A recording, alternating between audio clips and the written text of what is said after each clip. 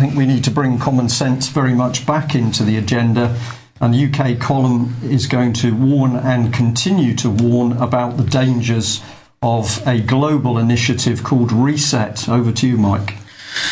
Okay, well, that was the front page of the column, and it's already creating waves, as it was designed to do. The front page is highlighting this constitutional campaign called the Reset, which is a campaign fronted by a gentleman called Ray Savage. Now, we are receiving some criticism for this, not least this article on the Community Press Group website. And Matthew D here clearly very disappointed by what we've published, and he has written a piece detailing his concerns. And I think they probably need addressed, so let's just do that. Now, his first concern is really an allegation that I was lying in the article. So let's look at that first. In the article, I wrote that Clive had planned to have a guest on his programme to speak about a conference that Clive was taking part at, and instead of speaking about that conference, Mr. Savage decided that he was going to talk about a constitutional campaign called the Reset. I said this came as a complete surprise to both Clive and the production team at the UK column. Now, Matthew suggests that this was a deliberate act of misinformation, because when you watch the video, Clive really seems to know what the topic of discussion is about. But of course, just prior to having Ray Savage on the programme, we were showing a video of Clive, I believe, was making some chocolate or something like that. So there was some discussion on Skype off the air just before we came on. The bottom line is that it's probably correct to say that Ray Savage had always intended to talk about the Reset, but of course that wasn't what the slot was originally set up for. The slot was to talk about the conference, and so I believe I'm correct in what I said in that article. So hopefully that clears that up. But moving on, the article on the Reset, which was published to highlight the latest campaign in what is clearly a global reset movement. A whole series of separate campaigns suddenly sprung up in the last several months or year or so, and that in itself should probably raise suspicions. The term reset is now part of the language of many global leaders, including Cameron Obama, Christine Lagarde, as mentioned in this little post, Hillary Clinton, to name a few, all using that as part of their daily language. And as we've already highlighted this week, we're resetting the net, and we pointed out that that's funded by all the usual suspects, the Albert List Foundation, the Carnegie Corporation, Ford Foundation, Open Society Institute, Park Foundation, and so on. But we're also resetting religion, and I strongly recommend that people go and watch some of the videos being produced by this little network called the Reset Movement.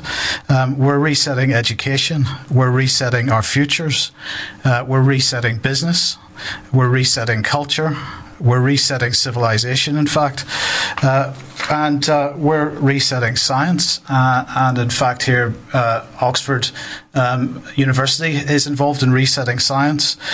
We're resetting ecology, we're resetting currency, we're resetting the NHS, we're resetting the system itself, in fact, according to George Soros, and we're resetting sustainability. And in fact, of course, it's not just at a local level, because it's at a global level as well, because here we've got the United Nations Conference on Sustainable Development is going to reset the world, apparently. So we're going to reset the world, and of course we're resetting the Constitution. So this was David Miliband in 2010 calling for a series of referenda in order to reset the Constitution, and that's what David Cameron's pledge over Magna Carta is about. Of course, it's about a reset of people's views on what Magna Carta is, what it's about, what it represents. And he's going to start off in the schools to reset people's minds on what Magna Carta is. Now, it might seem like a small thing, mere semantics, but the tagline for the British Constitution Group is, and always has been, to reassert the Constitution. Now, there's only 3 letters difference between reassert and reset, but those extra letters, in fact, do make all the difference. A reset means switching off and starting all over again. Now, Alex G will be proud of me for making this analogy, but isn't it the case that this is exactly what they did with Star Trek? track recently, a reset, a reboot. It ended up with a whole new timeline, a whole new story, and that's what reset is about, changing. It's about change. So to reassert, on the other hand, is about making a statement, making the statement about what the principles are that this nation was based on and governed by, and a reassertion of those principles, not a change of those principles. And of course, those principles still stand, even though they've been treasonously trampled underfoot. So this is what we're talking about here, a reinstatement, a reassertion, not a reset. And those, by the way, who have been trampling the Constitution underfoot, including the monarch, who's in breach of her coronation oath, should probably be prosecuted for treason. Getting back to Matthew's article, then, he really is saying that the piece in the UK column is just a hit piece, no more than mudslinging. I would say that it's not. We've quite intentionally stayed away from mudslinging and infighting over the years because there are bigger issues at stake, and this is one of those bigger issues. It's no good uniting, as Matthew calls for here. It's no good uniting if what you're uniting around is fundamentally a bad idea. And actually, by the way, just to set the record straight here, I do not believe that Ray Savage is a bad guy, but I do believe he's got some pretty bad guys around him. And Polly Higgins, case in point, right? And he's been drawn into a campaign which we believe is not working in the interests of the country or in the interests of us as individuals.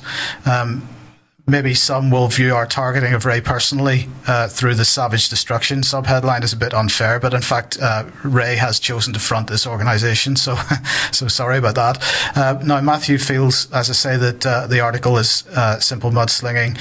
That's not what it's about. The various reset campaigns are helping to build a global reset movement, and what's on the other side of that movement is not nice, in my opinion. So this is a global movement, and its constituent parts need to be watched very closely. And I'm sorry, but thereset.org is one of those constituent parts. Well, Mike, thank you very much for giving that very concise